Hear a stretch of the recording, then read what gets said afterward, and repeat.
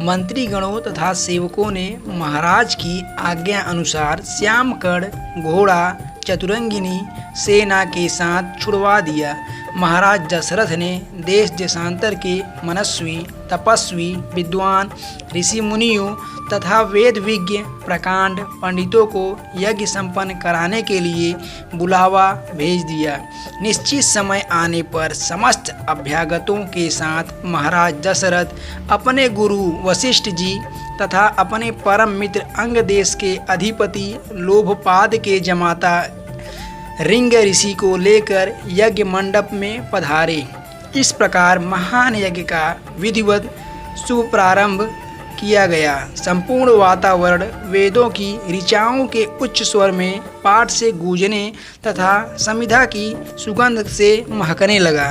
समस्त पंडितों, ब्राह्मणों, ऋषियों आदि को यथोचित धन धान्य गौ आदि भेंट करके सादर विदा करने के साथ यज्ञ की समाप्ति हुई। राजा दशरथ ने यज्ञ के प्रसाद चरा को अपने महल में ले जाकर अपनी तीनों रानियों में वितरित कर दिया। प्रसाद ग्रहण करने के परिणाम स्वरूप परमपिता परमात्मा की कृपा से तीनों रानियों ने गर्भ धारण किया।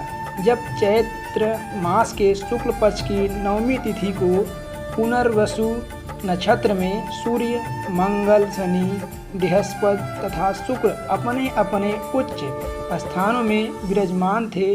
कर्क लग्न का उदय होते ही महाराज दशरथ की बड़ी रानी कौशल्या के गर्भ से एक शिशु का जन्म हुआ, जो कि एक श्याम वर्ण अत्यंत तेजोमय, परम कांतिमान तथा अद्भुत सौंदर्यशाली था।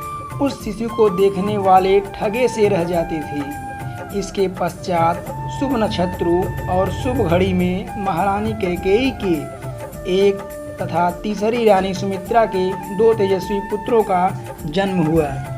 संपूर्ण राज्य में आनंद मनाया जाने लगा। महाराज के चारों पुत्रों के जन्म के उल्लास में गंधर्व गान करने लगे और अप्सराएं नृत्य करने लगी। देवता अपने विमानों में बैठकर पुष्प वर्षा करने लगे। महाराज ने उन्मुक्त हस्त से राजद्वार पर आए हुए भाट, चारण तथा आशीर्वाद देने वाले ब्राह्मणों और याचकों को दान दक्षिणा दी। पुरस्कार में प्रजाजनों को धन धान्य तथा दरबारियों को रत्न, आभूषण तथा उपाधियां प्रदान किया गया।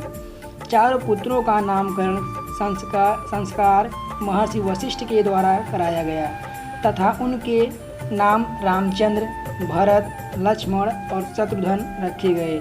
आयु बढ़ने के साथ ही साथ रामचंद्र गुणों में भी अपने भाइयों से आगे बढ़ने तथा प्रजा में अत्यंत लोकप्रिय होने लगे। उनमें अत्यंत विलक्षण प्रतिभा थी, जिसके परिणाम स्वरूप अल्पकाल में ही वे समस्त विषयों में पारंगत हो गए। उन्हें सभी प्रकार के अस्त्र शस्त्रों को चलाने तथा हाथी, घोड़ों एवं सभी प्रकार के वाहनों की सवारी में उन्हें असाधारण निपुणता प्राप्त हो गई।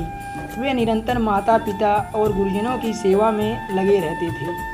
उनका अनुसरण शेष 3 भाई भी करते थे। गुरुजनों के प्रति जितनी श्रद्धा भक्ति इन चारों भाइयों में थी, उतना ही उनमें परस्पर प्रेम और सौहार्द भी था। महाराज दशरथ का हृदय अपने चारों पुत्रों को देखकर गर्व और आनंद से भर उठता था।